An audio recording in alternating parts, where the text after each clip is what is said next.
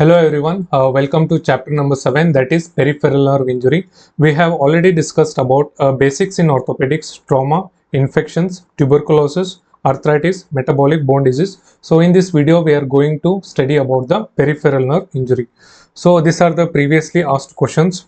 First we'll discuss anatomy, classification of nerve, that is Seddon's classifications, and management of nerve, radial nerve, ulnar nerve, median nerve, foot drop, that is common peroneal nerve or sciatic nerve. So what we'll do is first we'll discuss about the basics, that is anat, physiology, classifications, how to take history and investigations and management. Next we'll move on to a specific nerves, that is radial nerve, median nerve, ulnar nerve, and last is common peroneal nerve or sciatic nerve. So what do you mean by peripheral nerve? So in this diagram we have a brain here and this is a spinal cord. Any nerves coming from the brain and the brainstem is known as a cranial nerve. How many pairs of cranial nerve are there? There are 12 pairs of cranial nerve. Any nerves coming from the spinal cord is known as a spinal nerve, also known as peripheral nerves. How many pairs of peripheral nerve? There are 31 pairs of peripheral nerve. So this cranial nerves supplies head and neck,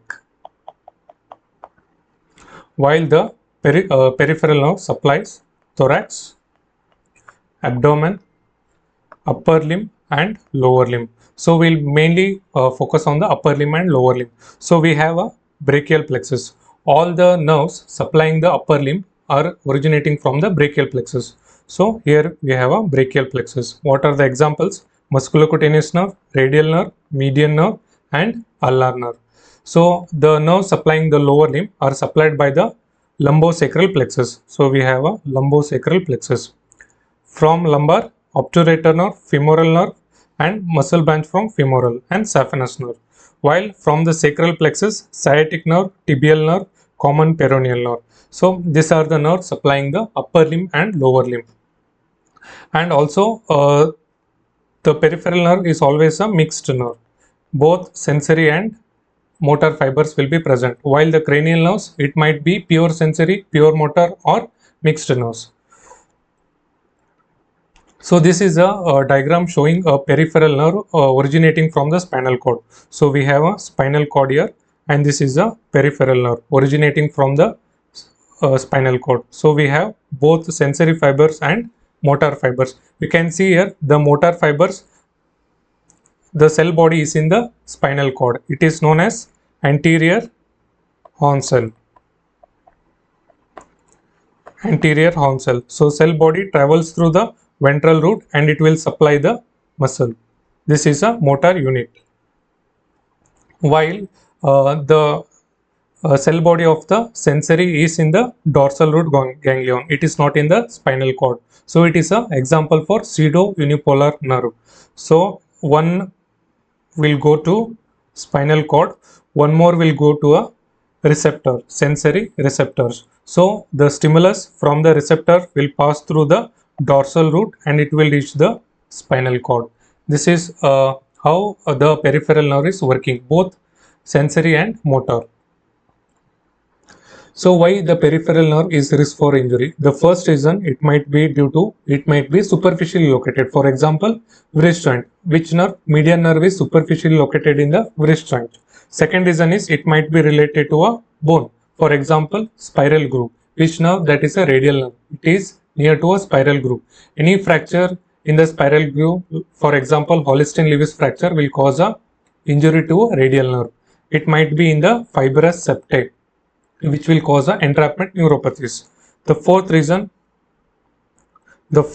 is it might be near to a blood vessel. For example, popliteal artery is nearby popliteal nerve. Any aneurysm to a popliteal artery popliteal nerve may get compressed and it might be in the confined space. For example, carpal tunnel. Median nerve is in the carpal tunnel.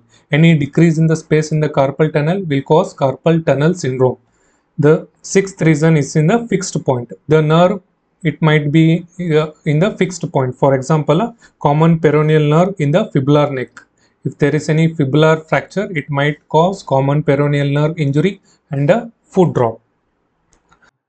So what happens after the injury? First, it will go into degeneration. Next, it will go into regeneration. So we'll know about the degeneration. So we have a injury here. This is the distal fragment. Distal fragment will go into a Wallerian degeneration. What happens in Wallerian degeneration? First, the myelin sheath breakdowns. Myelin sheath breakdowns and the macrophages will clear. Macrophages will clear the debris. What happens to the proximal fragment? We will go into a retrograde degeneration and the cell body will go into chromatolysis. The cell body will go into a chromatolysis. So after degeneration, it will go into a regenerations. How much? It is 1 mm per day. The regeneration speed is a 1 mm per day. So how it will regenerate? It will regenerate from proximal to distal. So the muscle which is near to the nerve injury, it will recover first. And the muscle which is distal to the nerve injury will recover last. So it is known as a motor march. So the muscle recovers from proximal to distal. So mechanism of injury only by the accident? No, it might be a cut and laceration, direct cut and laceration to a peripheral nerve, or it might be a mechanical compressions, or it may be traction and frictions. Also, it might be caused by infections. For example, Mycobacterium leprae causes leprosy.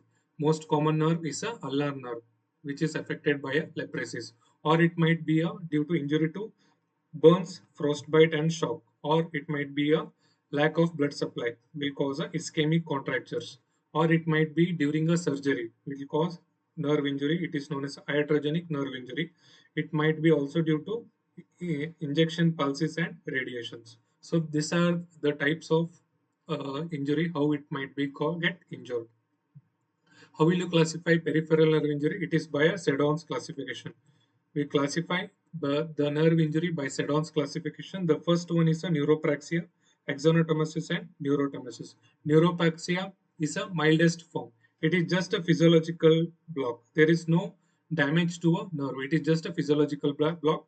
There is no structural changes, and it will not the nerve will not get into a Wallerian degenerations.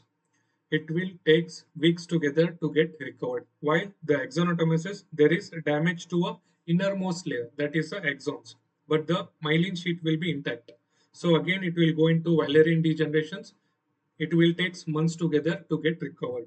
The last one, which is a bad prognosis and a severe form, that is whole nerve is transected. That is nerve is cut fully. It will go into Wallerian degeneration and it has a poor prognosis and it requires a nerve repair. So how to take a history in peripheral nerve injury case? How the patient will present to you? First is inability to move, weakness, numbness and tingling sensations. You should elucidate what is the cause of a nerve injury. It might be due to a penetrating wound or any history of a surgeries, or it might be due to a injections, or you should ask the history of any leprosy or diabetes. Diabetes will cause a peripheral neuropathy. At the end of the history, you should be able to find the answers. Which nerve is involved in this patient? What is the level? What is the cause?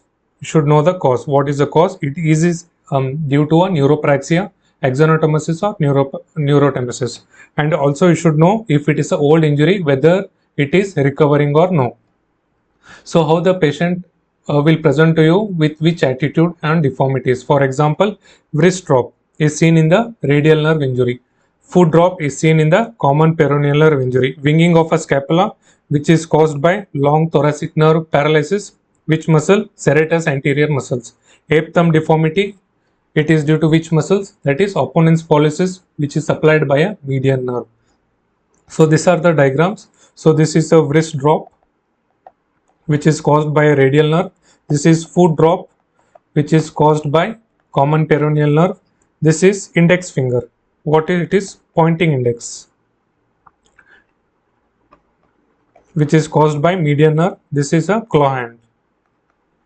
This is a partial claw hand. Partial claw hand is caused by ulnar nerve injury, while the complete claw hand is caused by both ulnar nerve and median nerve injury. So this is how the patient will present to you with the attitude, with this attitude. So after knowing the attitude on deformity, you should know about the muscle wasting.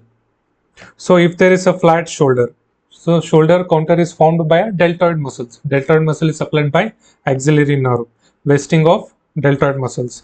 Thenar muscles and hypothenar. Thenar muscle is caused by supplied by a median nerve, while the hypothenar is supplied by a ulnar nerve.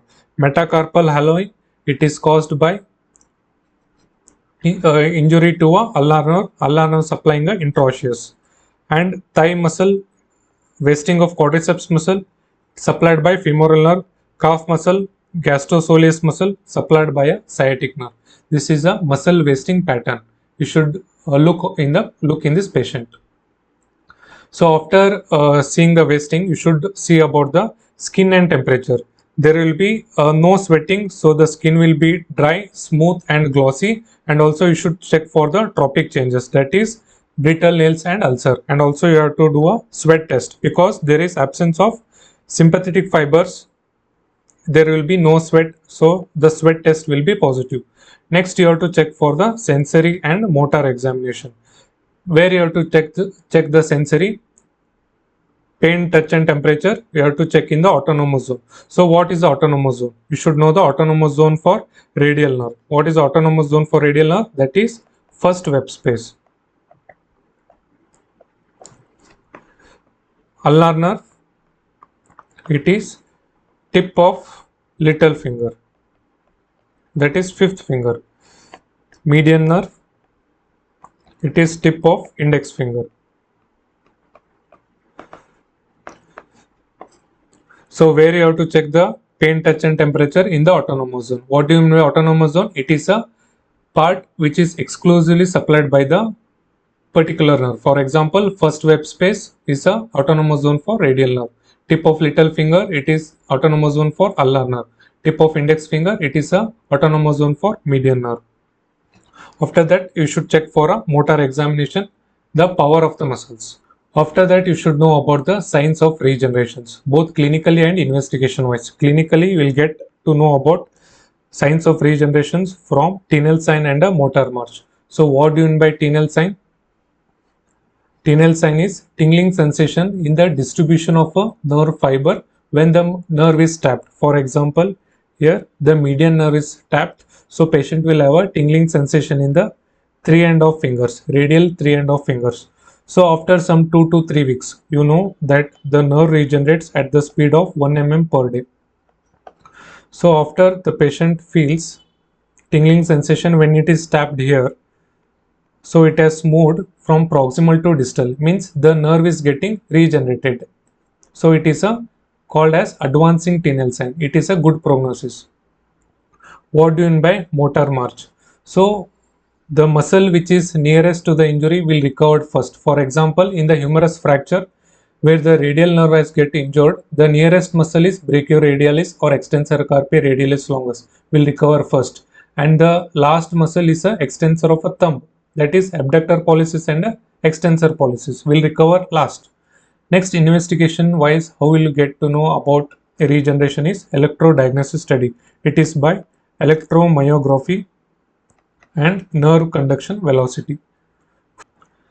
So what we are doing in electromyography, we are stimulating the nerve fiber and we are keeping a electrode on the muscles. So we are stimulating and we will measure a electrical activity and we will get a graph. So if we get a single action potential after stimulating, it is a normal, means the nerve fiber and the muscle unit is intact.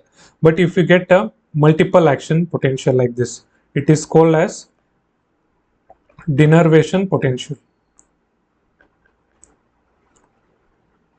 What do you mean by denervation potential? You will get a multiple action potential, means the muscle fiber is firing itself, firing it on its own. The multiple muscle fiber is firing on its own. So we will get a denervation potential. So what we will do in a nerve conduction studies, we will stimulate the nerve fiber in one end and we will measure the electrical activity and you will calculate the velocity. So what is the normal velocity? It is 70 meter per second in the normal nerve fiber. So when the velocity is zero or there is no transfer of electrical activity from one end to another end, it is will come to know that there is a complete injury. Or if the velocity has decreased less than 70 meter per second, delayed velocity suggests that there is a compression. That is, for example, it is a carpal tunnel syndrome.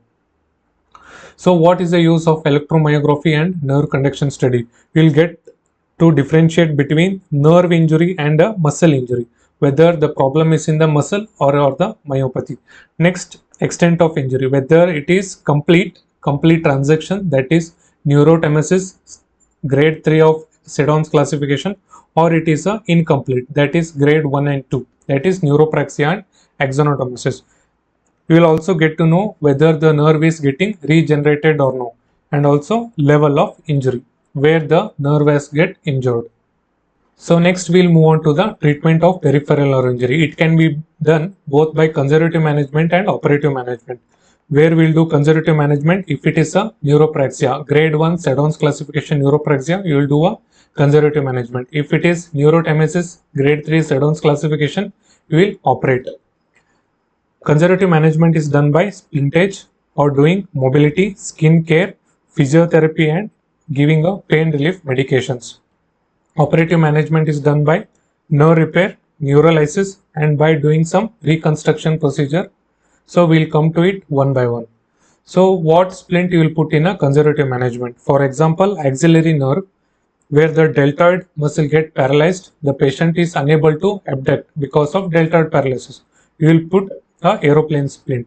So this is the image showing a aeroplane splint, where the shoulder joint is immobilized in the abduction position. So this is a aeroplane splint.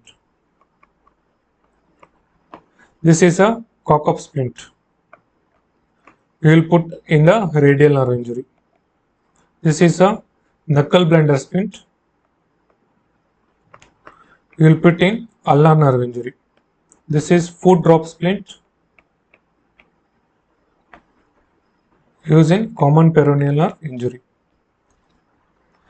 Next is operative management. So what are the operative management? It is a nerve repair. First is nerve repair. So depending upon the timing when you will repair the nerve, we are classified into primary repair, delayed primary repair and secondary repair. So if you repair the nerve injury immediately, it is called as a primary repair. If it is a clean cut sharp injury, you will repair immediately. It is called as a primary repair. In some condition, if the wound is contaminated, there is a risk for infection. So you will not repair it immediately. You will wait for 2 to weeks till the infection get clear. So it is called a delayed primary. You will wait for 2 weeks. If it is repaired after months together, it is called as a secondary repair. When you will do a secondary repair, if there is a failed conservative management, first you think it is neuropraxia and you will put some splint. After some 2 to 3 months, you will come to know it is not due to a neuropraxia. So you will convert that conservative management into a operative management. Now it is called as a secondary repair. So what are the types of nerve repair? So you know the outermost layer is called as an epineurium. If you repair epineurium to epineurium, it is called as epineural repair. If you repair both epineurium and perineurium, it is known as a epineurium perineural repair. If you repair perineurium, it is known as a perineurium repair or group fascicular repair. So these are the types of nerve repair. So which material you will use? Non-absorbable suture material, that is nylon or proline. So what happens if there is too much gap? What happens if there is too much gap? So you should close the gap. How will you close the gap? By doing mobilization, and you have to change the joint position and you have to do a transposition of nerve. For example, ulnar nerve. So this image So this image you can see the ulnar nerve is behind the medial epicondyle. So if you anteriorly transposition the ulnar nerve, the gap will decreases. So this is called transposition of ulnar nerve anteriorly. So what if the gap is more than 10 centimeter?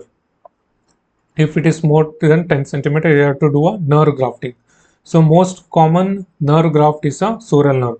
So this image shows nerve grafting. So you can see here the nerve is damaged, the gap is too much. So what you will do is you take the sural nerve and you will suture the sural nerve to the cut ends of the nerve fibers. This is how you will do a nerve grafting. Most common is a sural nerve.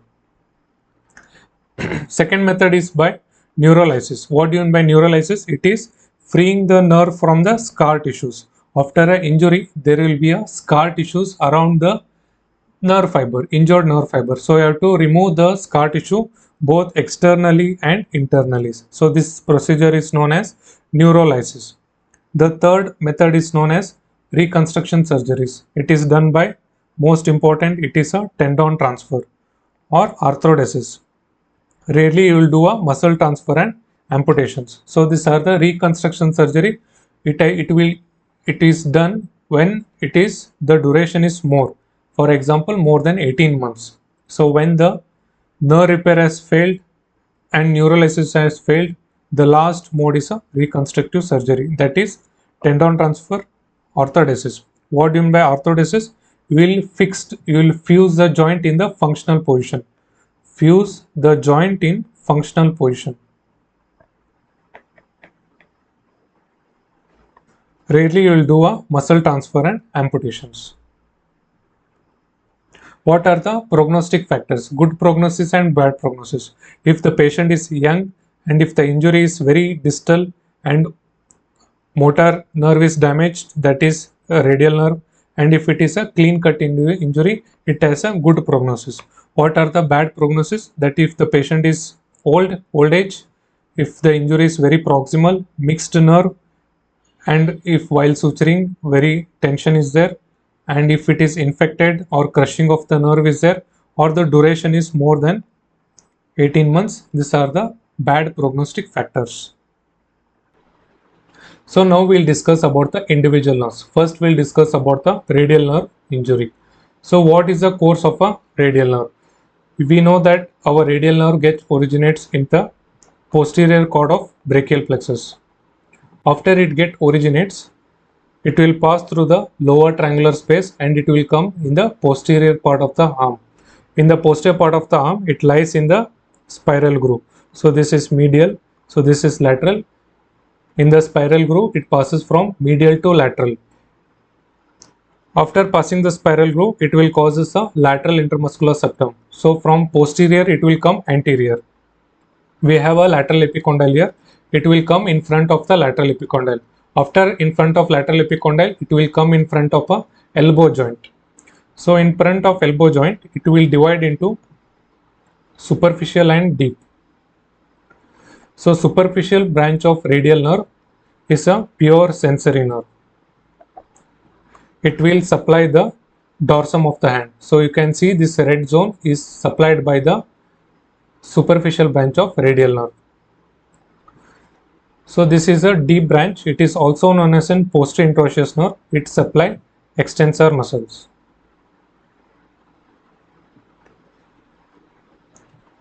So this is a sensory supply of the radial nerve. This is a first web space. It is a autonomous zone. What do you mean by autonomous zone? It is exclusively supplied by the radial nerve. So after knowing the course of the radial nerve, for example, it originates in the axilla and it will causes a lower triangular space. It will come to the spiral groove. It will causes a lateral intermuscular septum. It will come in front of lateral epicondyle, elbow joint. It will divide into superficial and deep. Superficial is a pure sensory nerve. It will supply the dorsum of the hand, while the deep is also known as an posterior interosseous nerve. It supplies the extensor muscles. So what are the muscles supplied by the radial nerve? So before going to the spiral groove, that is first group of muscle, it will supply the triceps. So in the spiral groove till lateral epicondyle, it will supply the second group of muscles, that is brachioradialis and extensor carpi radialis longus. So after lateral epicondyle, it will supply rest of the other muscles. So it is a third group of muscles. What are the name of the muscles? Extensor carpi radialis brevis, extensor digitorum, extensor digitorum minimi, extensor carpi ulnaris. So these are the superficial extensor muscles. What are the deep extensor muscles? Mainly it is movement of the thumb, that is extensor pollicis and abductor pollicis. So these are the muscles supplied by the radial nerve. Next you should know the action of the each muscle, individual muscles. So what is the action of the triceps? Extension of elbow joint. What is the action of extensor carpi radialis longus? Extension of wrist joint. Along with extensor carpi radialis longus, extension of wrist joint is also done by extensor carpi radialis brevis and extensor carpi ulnaris. So what is the action of extensor digitorum and extensor digitorum minimi? It is extension of fingers, that is metacarpophalangeal joint, proximal interphalangeal joint and distal interphalangeal joint. What is the action of this? It is extension and abduction of the thumb.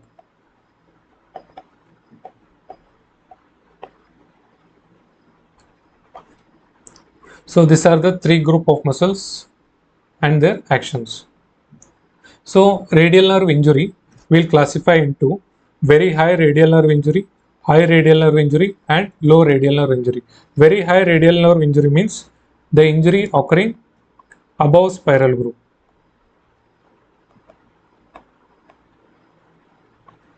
High radial nerve injury means at the level of spiral groove or below spiral groove. Low radial nerve injury means at the level of elbow joint. So if the injury occurs above spiral groove, still the radial nerve has not given branch to not even the first group of muscles, that is first group, that is triceps. So will the extension of elbow present or absent? No, it will be absent. Extension of wrist will be absent. Extension of fingers will be absent. Sensory supply will be absent. So this is very high radial nerve injury. Next we'll come to a high radial nerve injury. The injury is occurred at the level of spiral groove till lateral epicondyle, means the first group of muscles has already given branch, that is triceps. So will the extension of elbow will be present or absent? It will be present. Extension of wrist will be absent, whereas extension of fingers will be absent and sensory will be absent. So this is a high radial nerve injury which occurs in the spiral groove. Example is Holstein-Lewis fracture.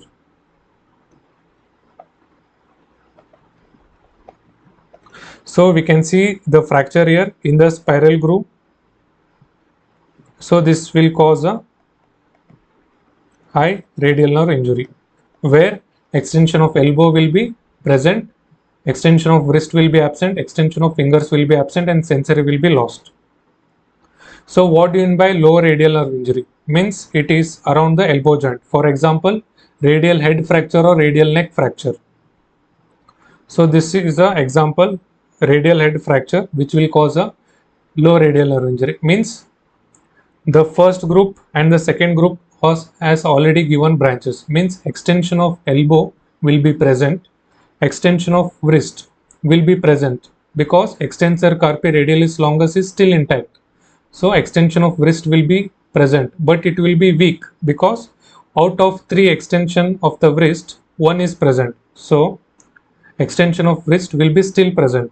while the extension of fingers will be absent in low radial nerve pulses. So extension of elbow will be present, extension of wrist will be present, but it will be weak. Extension of finger will be absent, sensory will be present, because low radial nerve injury means it is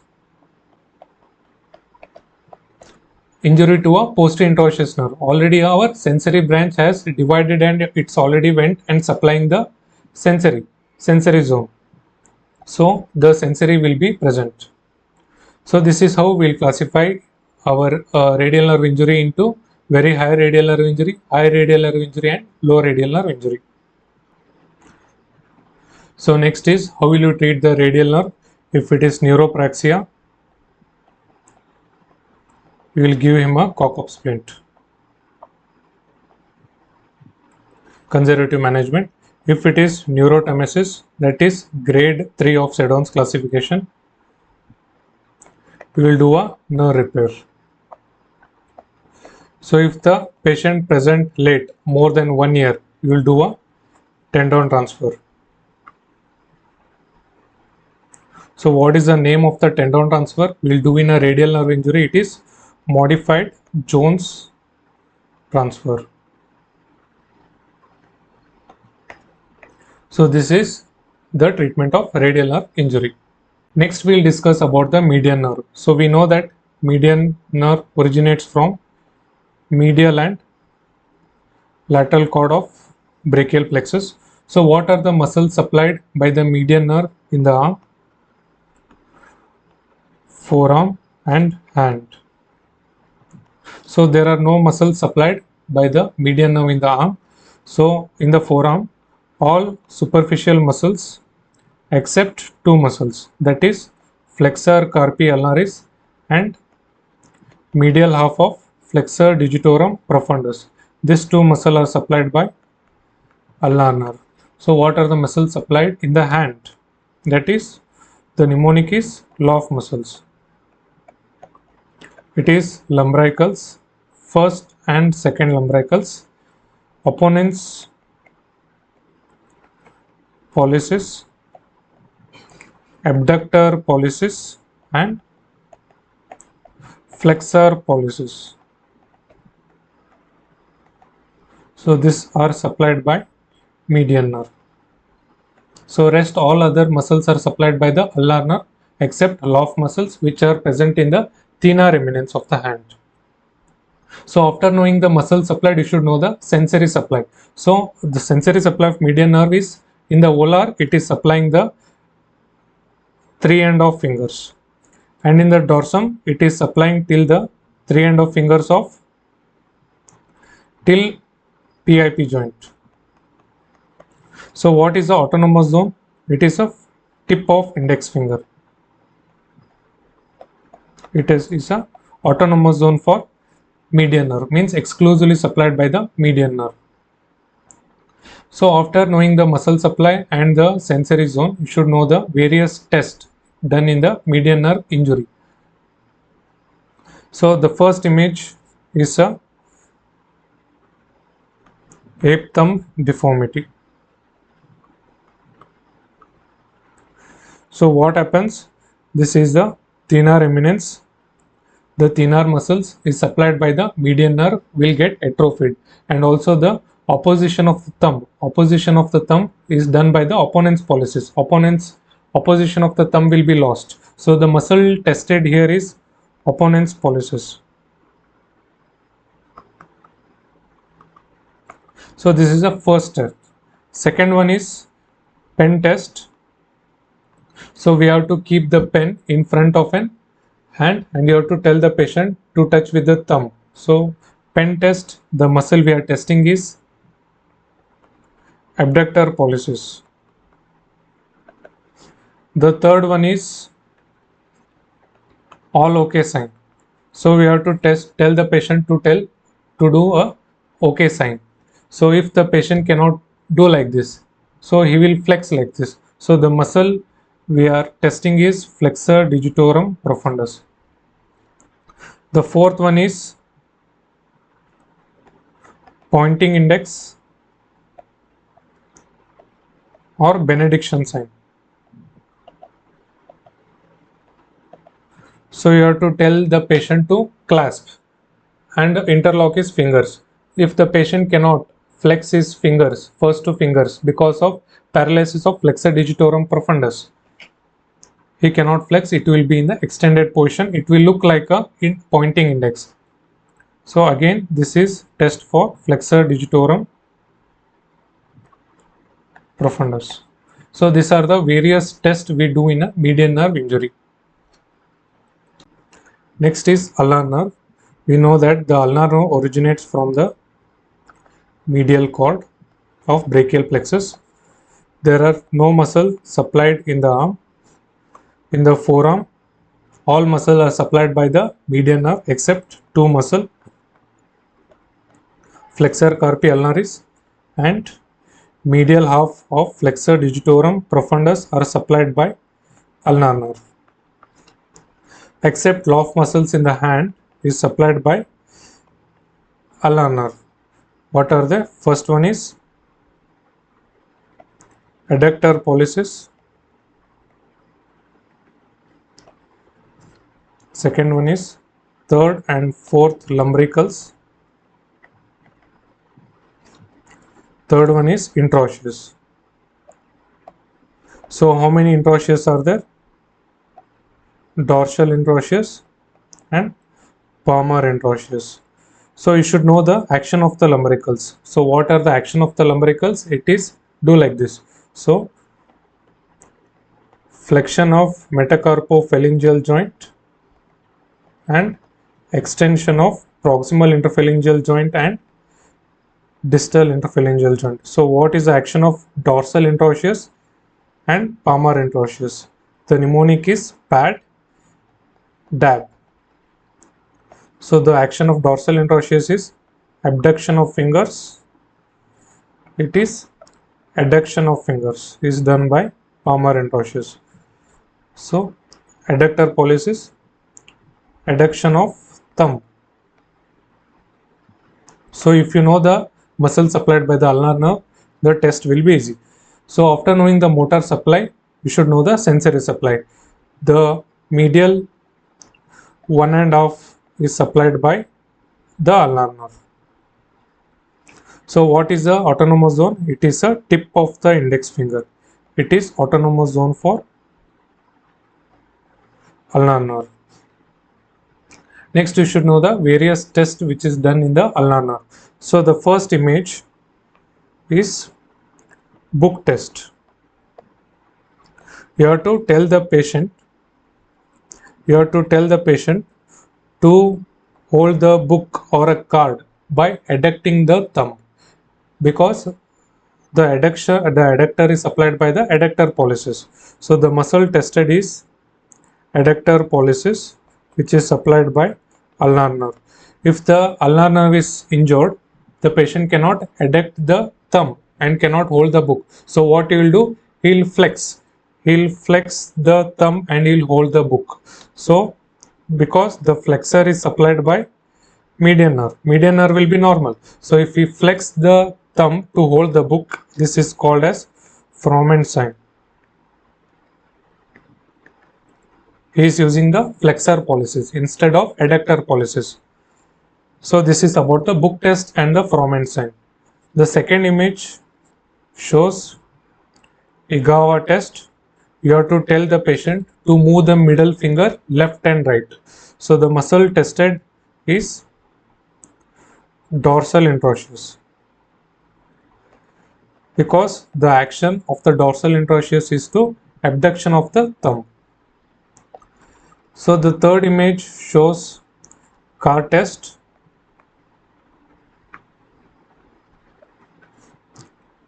So the muscle tested is palmar interosseous. So you have to tell the patient to hold the card by adducting the fingers. So the muscle tested is palmar interosseous. The action is adduction. The action of palmar interosseous is adduction. If the ulnar nerve is injured, he cannot adduct. So the card will easily slip away. So these are the various tests: book test, Froment sign, Igawa test and the Carr test is done in ulnar nerve injury. So what is the action of lumbricals?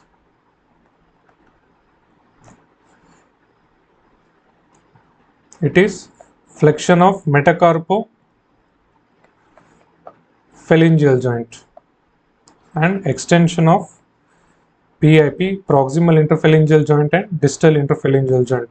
So third and fourth is supplied by ulnar nerve.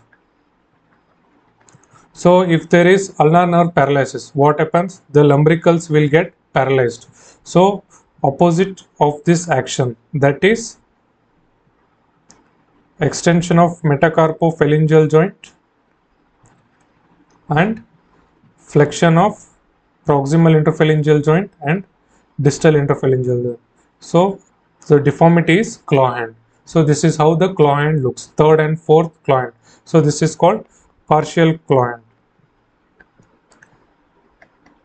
If both ulnar nerve and median nerve is injured, all the four fingers will be clawed. It is called as complete claw hand. So complete claw hand is seen in both ulnar and median nerve injury. Next, you should know about the ulnar paradox. It is found that if the injury is more proximal, the severity will be more. But in ulnar nerve injury, it is opposite. For example, the injury in the cuboidal tunnel, which is in the elbow region, and injury in the wrist region, that is Goyen's canal. Here, FDP will be paralyzed. So what is the action of the FDP? It is a flexion. So flexion will be lost. So clawing will be less severe. Whereas if the ulnar nerve gets injured in the Goyen's canal, the FDP will be spared. Flexor digitorum will be spared. So the action of FDP is to flex. So the clawing will be more. So the injury, if it is more distal, the clawing will be more, the deformity will be more. So this is known as an ulnar paradox. Lastly, we'll discuss about the sciatic nerve injury. So sciatic nerve arises from L4, L5, S1, S2 and S3. So it crosses the pelvic region by crossing greater sciatic foramen. It lies below the piriformis muscle, and in the thigh region it is below the biceps femoris muscles. So this is our sciatic nerve. It lies below the biceps femoris muscles. So in the thigh region it supplies the hamstring muscles. Our sciatic nerve has two components. One is tibial nerve and common peroneal nerve. So at the upper angle of the popliteal fossa, it divides into tibial nerve and the common peroneal nerve. So tibial nerve and common peroneal nerve. Again, this common peroneal nerve divides into superficial common peroneal nerve and deep peroneal nerve. The superficial peroneal nerve supplies the lateral compartment of the leg.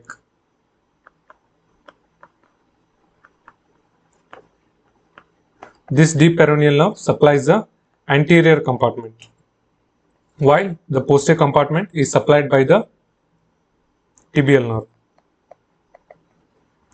So what are the muscles in the lateral compartment? That is peroneus longus and peroneus brevis. What is the action of this both muscle? It is eversion. What are the muscles in the anterior compartment? Mainly it is tibialis anterior, extensor hallucis longus, extensor digitorum. What is the action? It is a dorsiflexion of foot. So what are the causes of sciatic nerve injury? First cause, central cause. It might be stroke or multiple sclerosis. Spinal cord cause, that is L4, L5 radiculopathy. Some other causes are hip surgery, that is total hip replacement, which is called iatrogenic. Posterior dislocation of hip.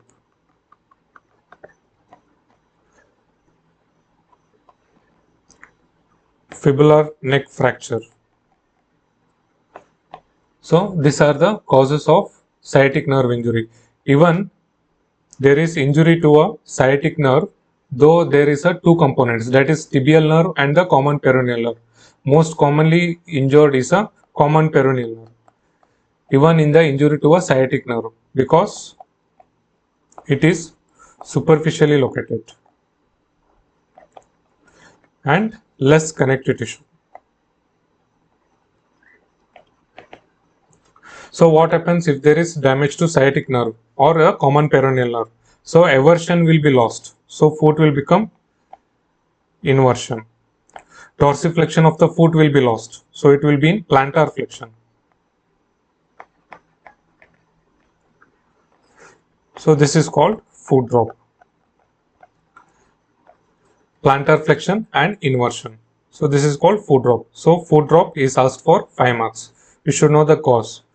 So foot drop. So what will be the gait? It is high stepping gait. What do you mean by high stepping gait? In the swing phase, there will be exaggerated hip and knee flexion because the patient has to clear the foot. So what he will do is he will exaggerate the hip flexion and knee flexion. So the ground will be cleared off in the swing phase. This is called high stepping gait. Where will be the sensory loss? It is dorsum of the foot. Deep peroneal nerve sensory zone is first web space. So what is the treatment? You have to treat the cause. So you know the various cause of common peroneal nerve injury or sciatic nerve injury. You have to treat the cause. You have to keep the patient on AFO or foot drop splint. This is called ankle foot arthrosis. So this is the treatment of common peroneal nerve injury. Thank you.